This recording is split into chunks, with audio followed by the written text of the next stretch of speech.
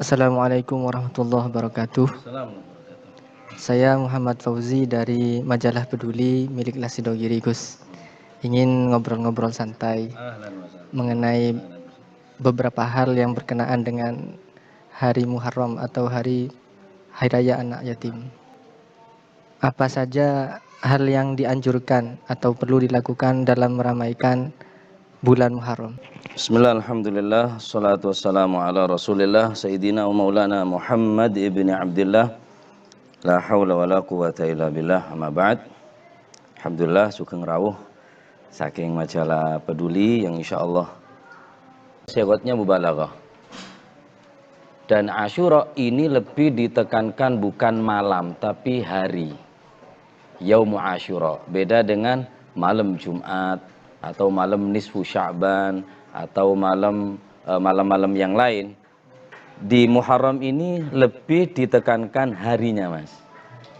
Bukan malamnya, tapi Yaumu Asyura, hari Asyura.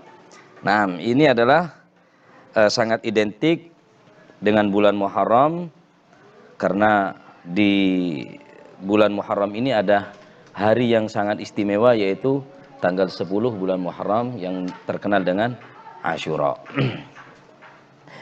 Adapun apa saja tadi?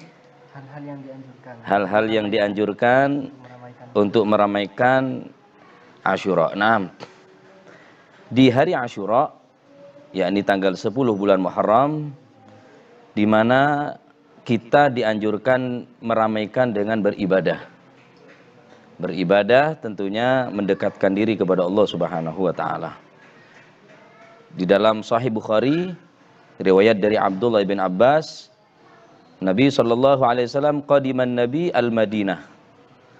Fara'al Yahud tasumu yaum Asyura. Ketika Nabi sallallahu alaihi wasallam masuk ke kota Madinah bertepatan dengan tanggal 10 bulan Muharram, Nabi menjumpai orang-orang Yahudi berpuasa.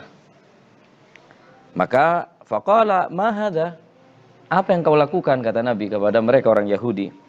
Galu hadza yaumun saleh. Ini adalah hari yang baik. Ini hari yang bagus, hari yang baik. Hadza yaumun najallahu bani Israila min aduwihim fasamahu Musa. Karena di tanggal ini, tanggal 10 bulan Muharram, Yaum Asyura ini, Allah Subhanahu wa taala menyelamatkan Bani Israel dan menyelamatkan Nabi Musa dari musuh-musuhnya, yakni Firaun. Maka Nabi Musa sallallahu alaihi wasallam, Nabi Musa alaihissalam juga melakukan puasa. Maka karena orang Yahudi berpuasa di Asyura, maka Nabi sallallahu alaihi wasallam bersabda, "Fa ana ahaqqu bi Musa minkum." Aku lebih berhak daripadamu, dibandingkan kamu, aku lebih berhak kepada Nabi Musa alaihi salam. Ringkas cerita, Nabi Musa dikejar-kejar oleh Firaun dan bala tentaranya, namun Allah Subhanahu wa taala menyelamatkan Nabi Musa dan orang-orang yang beriman dari Bani Israel. Di Yaum Asyura juga Allah Subhanahu wa taala memberikan bisyarah kepada orang yang berpuasa di Yaum Asyura. Sebagaimana hadis Nabi sallallahu alaihi wasallam bersabda, "Siyamu yaumi Arafah ahtasibu 'ala Allah ayyukaffira sanah allati qablahu was sanah allati ba'dah.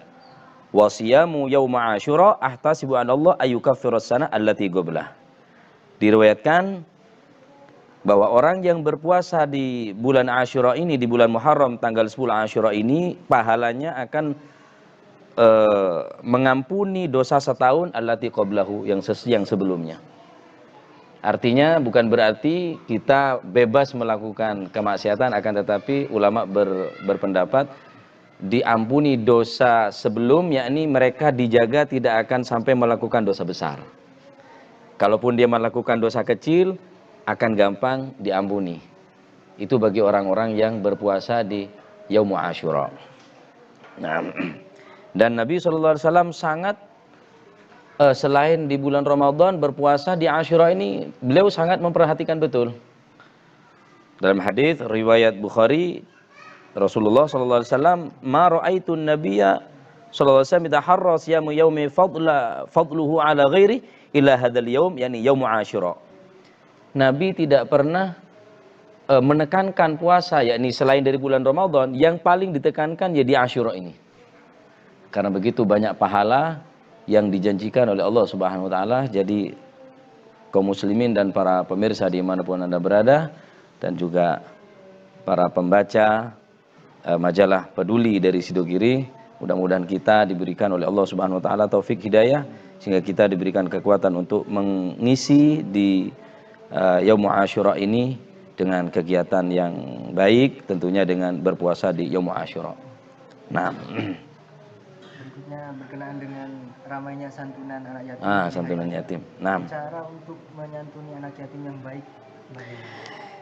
Cara yang baik untuk menyantuni anak yatim, karena anak yatim ini hartanya sama dengan uang masjid, Mas. Jadi Mas Fauzi ini tidak bisa langsung begitu saja disantuni tanpa ada pengalaman atau ilmu, karena pahalanya juga besar. Ada aturan khusus karena sama dengan uang masjid yang memang harus betul-betul dijaga, uang anak yatim ini. Allah Subhanahu wa taala mengancam kepada orang-orang pelaku pemakan daripada harta anak yatim. Hati-hati di sini. Allah Subhanahu wa taala berfirman, Bismillahirrahmanirrahim, Innal ladzina ya'kuluna amwalal yatama dzulman innama ya'kuluna fi butunihim nara wa sayaslawna sa'ira. Sesungguhnya orang-orang yang memakan harta daripada anak yatim zulman, dengan kezaliman. Artinya di sini dia memakan tidak ukuran, boleh memakan, akan tetapi nanti di dalam proses penyantunan itu harus disertakan penyantunan anak yatim dan orang yang hidup bersama anak yatim. Andai kata uang dari anak yatim ini kena makan sama ibunya atau saudaranya, karena tidak mungkin dibeda-bedakan, ini nasinya ini berasnya ini, jadi ini tidak masalah. Jadi yang ada ancaman dari Allah Subhanahu wa taala, innama ya'kuluna fi butunihim nara, ini mereka memakan dengan secara zalim. Apalagi sekarang anak yatim hanya dibuat bahan santunan anak yatim, tapi yatimnya tidak ono, fiktif yatimnya. Ya bisnis ini. Jadi mereka buat ladang bisnis di sini anak yatim, dan banyak sekali tentang orang-orang yang zalim terhadap anak yatim. Jadi saran kami untuk melakukan santunan anak yatim, dikasih tambahan santunan anak yatim dan orang-orang yang hidup bersama anak yatim, yang merawat anak yatim, apa itu ibunya atau kakeknya atau pamannya. Jadi di situ betul-betul dijaga, jadi tidak sembarangan. Dalam hadis riwayat Bukhari Muslim, Nabi Shallallahu Alaihi Wasallam bersabda, ijtanibus sab'al mubiqat, hindari 7 perkara yang merusak terhadap amal. Qalu ya Rasulullah wa mahi, apa itu ya Rasulullah? Di antaranya yaitu wa aklu malil yatim, memakan anak yatim, memakan harta anak yatim. Ini termasuk sab'ul mubiqat, 7 perkara yang akan menggugurkan pahala-pahala, ganjaran-ganjaran amal ibadah kita. Sebanyak apapun ibadahnya, tapi dia tadi itu berani memakan harta anak yatim, maka akan sia-sia, akan terhapus. Nah, adapun anjuran di dalam santunan anak yatim agar supaya kaum muslimin dimanapun Anda berada, agar supaya lebih berhati-hati, karena pahalanya sangat besar, Mas. Pahalanya menyantuni anak yatim sangat luar biasa, akan tetapi begitu harus ada ketentuan-ketentuan yang kita harus patuhi, karena banyak sekali di sini perkara yang membahayakan. Inna aklama lil yatim minal kabair al muhlikah ittifaqan. Ulama berpendapat secara ittifaq, sepakat bahwa memakan harta anak yatim minal kabair, dosa besar. Al muhlikah juga merusak terhadap pahala. Bukan hanya sekedar kabair, tapi ada embel-embel al muhlikah, membahayakan terhadap pahala. Jadi kalau ini sampai terjadi kepada umat Islam yang sembrono begitu, katakanlah sembrono, ingin mendapatkan pahala yang besar tapi caranya keliru. Panitianya ngambil dari harta itu, jangan. Karena kita minta sumbangan ini sama orang untuk anak yatim, tidak boleh untuk dipotong salon, dipotong sound system, dipotong terop jangan. Ini orang nyumbang memang untuk anak yatim, bukan tempatnya itu. Ya, kurang setuju lah kalau dipotong sound system sama peralatan-peralatan yang lainnya. Karena ini tidak ada bedanya. Wala farqa fi qalilihi wala katsirihi. Tidak ada perbedaan orang yang memakan harta anak yatim sedikit atau banyak, walau habbah, walaupun satu biji. Walaupun satu biji, tapi yang dimakan oleh orang tadi itu daripada hartanya anak yatim, walau habbah. Ini dikatakan di sini, walau habbah. Walaupun satu biji, satu butir sekalipun. La farqa baina qalilihi wa katsirihi. Sedikit banyak daripada pemakan harta anak yatim, ini tidak ada beda. Sama halnya, banyak ataupun sedikit. Hati-hati ini. Jadi sebelum kita melakukan santunan, alangkah baiknya kita terlebih dahulu cari tahu ilmu-ilmu tentang ma yata'allaqu bil aitam. Karena di Asyura ini juga dikatakan Idul Aitam, hari rayanya anak yatim. Nah, jadi mungkin lebih baik acaranya sederhana. Ala kadarnya, cuman tidak sampai mengurangi uang santunan. Uang santunan, iya. Sekarang dimewahkan, dikarak drum band. Nah, cuma meriah, drum bandan barang mercon-merconan, lu ngeledek duit teko arek yatim.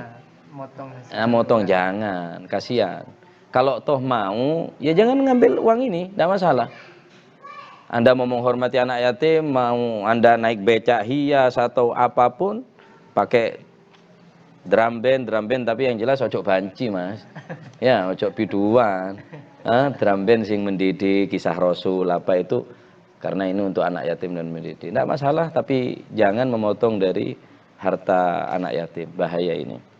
Nah, mengenai waktunya, apakah ada waktu khusus yang diutamakan? Yang diutamakan memang di Yaum Asyura. Di Yaum Asyura, akan tetapi bagi orang yang menyantuni anak yatim ini tidak dibatasi oleh hari ataupun bulan. Kapanpun dan dimanapun. Bahkan ada hadis Rasulullah SAW, ana wa kafilul yatim kahaten fil jannah. Aku dan orang yang menyantuni anak yatim seperti dua driji ini. Rasulullah SAW memberikan isyarat kepada dua jari-jari, saking dekatnya fil jannah. Sehingga dalam hadis Rasulullah SAW bersabda dalam riwayat Imam Ibn Majah, man ala thalathatan min aitam kana kaman qama lailahu wa shama naharahu ghada wa raha syahiran sayfahu fi sabilillah. Barang siapa yang menyantuni 3 anak yatim, ala yang menyantuni thalathatan 3 min aitam daripada anak yatim, maka diberikan pahala oleh Allah Subhanahu wa taala kaman qama lailahu, dia sama dengan beribadah semalam suntuk. Wa siyama naharahu, dan dia diberikan pahala puasa sehari suntuk. Wa ghada wa raha syahiran sayfahu fi sabilillah, seakan-akan dia selalu berjihad fi sabilillah. Jadi ini ojo nyantuni mbok itu. Mbok itu disantuni ya berarti ndak nyantuni anak yatim ya, nang rondo ya, ada maksud, ada udang di balik batu. Nah, banyak riwayat di sini. Dalam hadis Rasulullah sallallahu alaihi wasallam bersabda, man qabadha yatiman min baini muslimin ila ta'amihi wa syarabihi adkhalahu Allahul jannah albatta illa ayya'mala dzamban la yufaru lahu.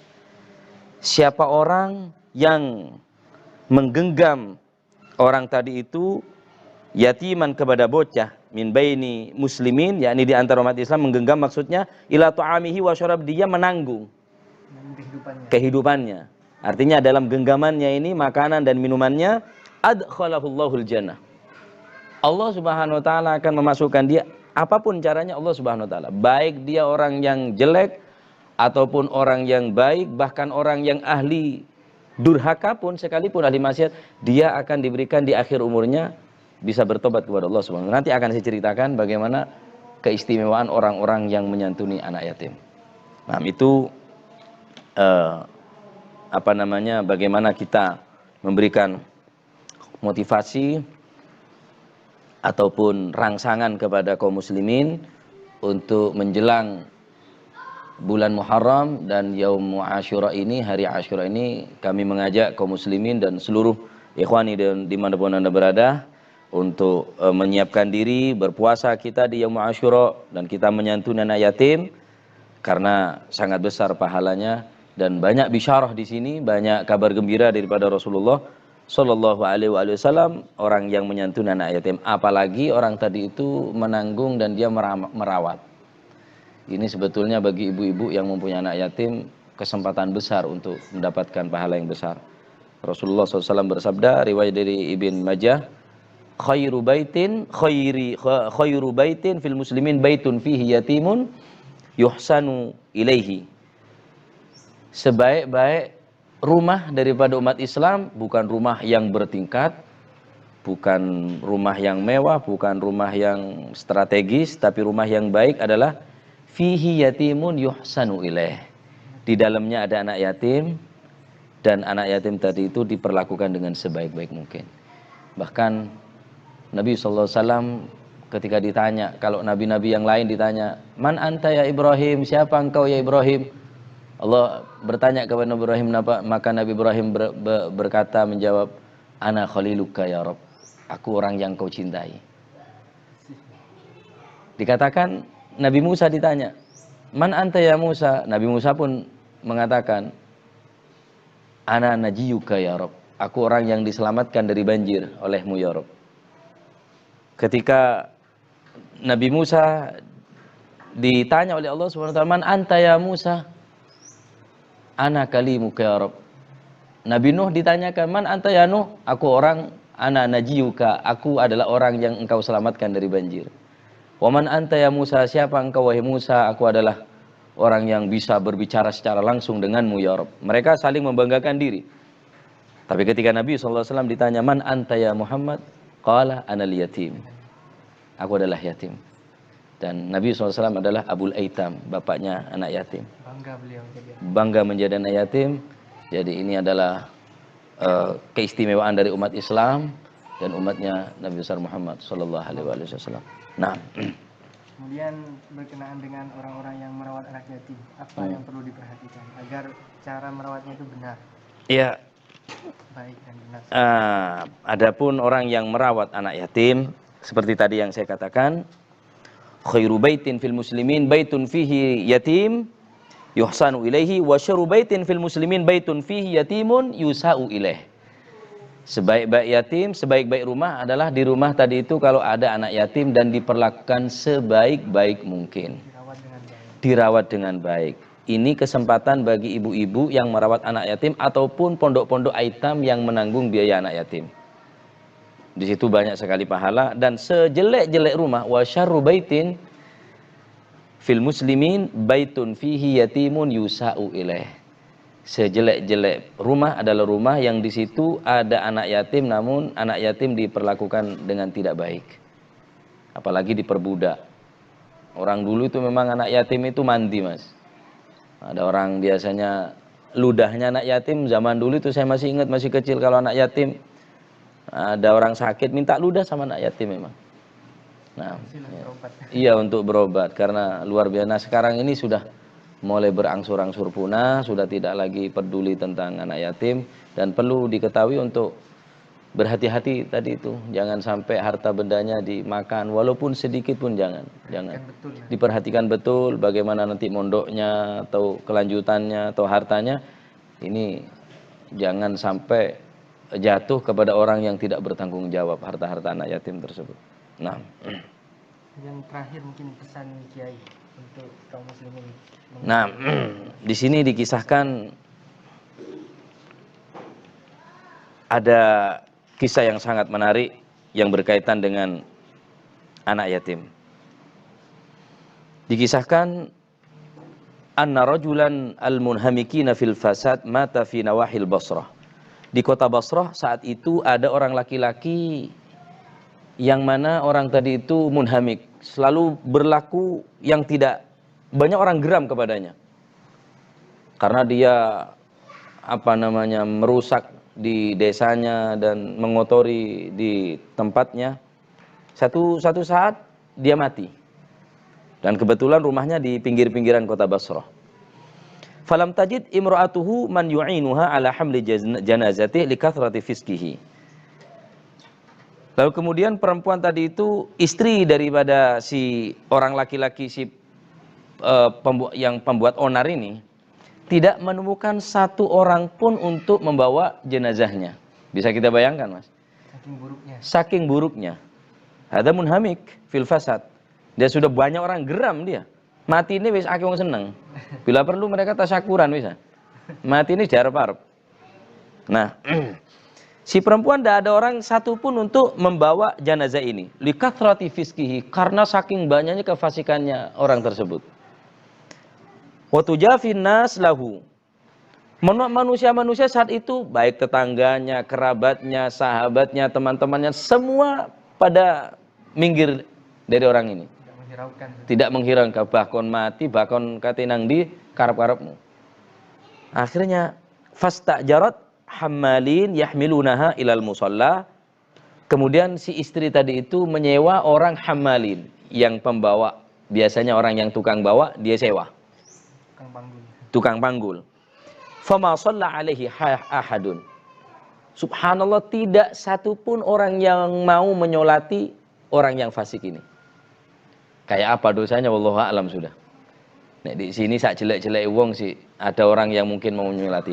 Ini falam tajid tak satu pun menemukan ahadun yang mensolatinya. Fahamaluhu ila sahra.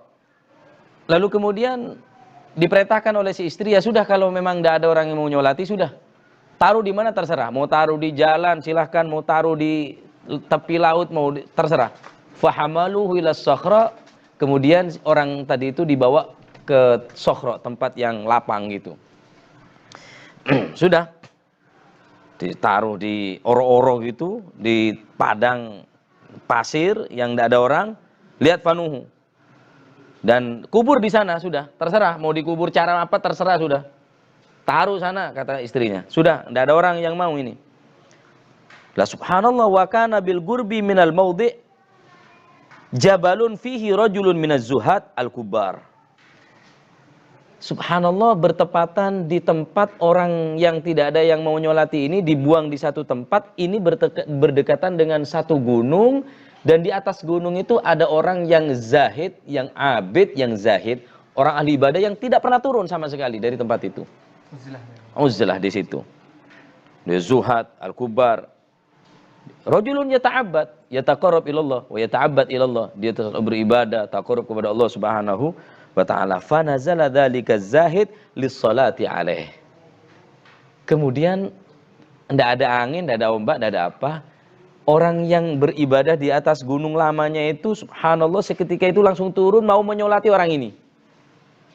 Fantasharal khabar. Maka merata ini kabar bahwa Masya Allah az-zahid al-abid turun. Yanzil minal jabal, turun dari gunung. Ini rame fil balad, sudah rame berkumpulan orang-orang bahwa ini kalau bukan orang hebat tidak mau turun. Ini kalau tidak orang-orang yang bukan orang yang antik, padahal orang istimewa, padahal terkenalnya di desanya di orang yang jelek, orang yang fasik. Dan tidak satu pun orang yang mau menyolati. Tapi ada orang yang az-zahid, al-kabir, orang zahid yang besar, dia mau menyolati, seakan-akan ada suara yang memerintahkan beliau untuk turun dari tempatnya. Fasallu alaihi ma'az zahid. Karena khobar ini sudah semakin rata, semakin banyak orang yang tahu, fasallu. Maka orang-orang tersebut ikut menyolatinya bersama dengan orang yang si ahli ibadah tersebut. Fata'ajjabu min salatihi alaihi. Orang-orang pada kagum kepada siapa? Orang yang tidak mau turun dari tempat ibadahnya ini. Kok bisa turun dari tempatnya antum? Wah, ngerang ini terkenal fasik. Tapi antum turun untuk mensolati. Faqala lahum innahu qila fin naumi anzil ilal maudhi'il fulan. Maka aku waktu tidur, di waktu tidurku aku bermimpi ada suara yang menyuruhku anzil ilal maudhi'il fulani. turunlah kamu di tempatnya fulan ini agar supaya engkau menyolati jenazahnya. Rajulun laisa ma'aha illa imra'atu. Satu lelaki yang tidak mempunyai apa-apa kecuali istrinya. Oh, berarti ini siapa ini? Ini orang enggak ada yang mau nyolati. Punya anak? Enggak. Sama siapa dia hidup? Sama istrinya. Loh, berarti ini yang dimimpiku, kata beliau. Dia hidup sebatang kara dengan istrinya. Kemudian sholatlah semua. Fasalli 'alaiha fa innahu maghfurun lahu. Salatlah semua karena sesungguhnya ini diampuni oleh Allah Subhanahu wa taala. Fazada ta'ajjubun nas. Orang semakin ta'ajub. Semakin heran, lu kok bisa orang seperti ini diampuni? Dan yang mengatakan orangnya ahli ibadah, orang wali tersebut. Fastada'az zahid zaujatahu yas'alaha an halihi. Kemudian si Zahid tadi itu memanggil istrinya. Wahai istrinya orang yang meninggal ini, saya ada yang mau tanyakan sama sampean. Oh ya, silahkan. Apa itu? Maka ditanyakan kepada si istri, fakaifa kanat siratuhu.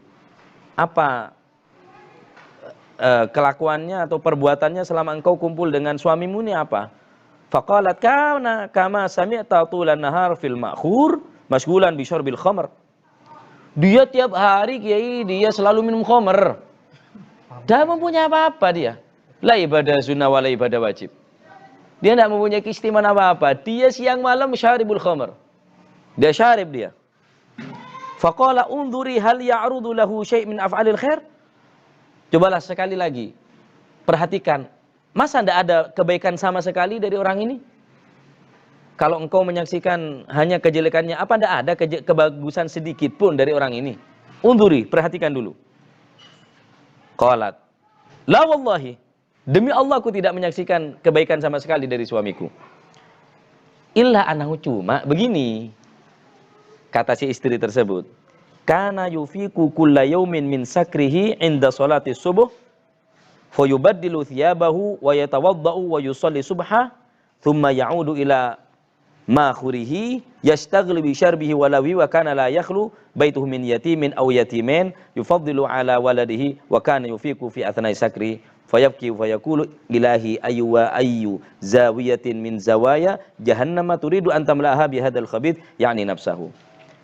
Kemudian si istri mengatakan, suamiku tidak ada kelebihannya.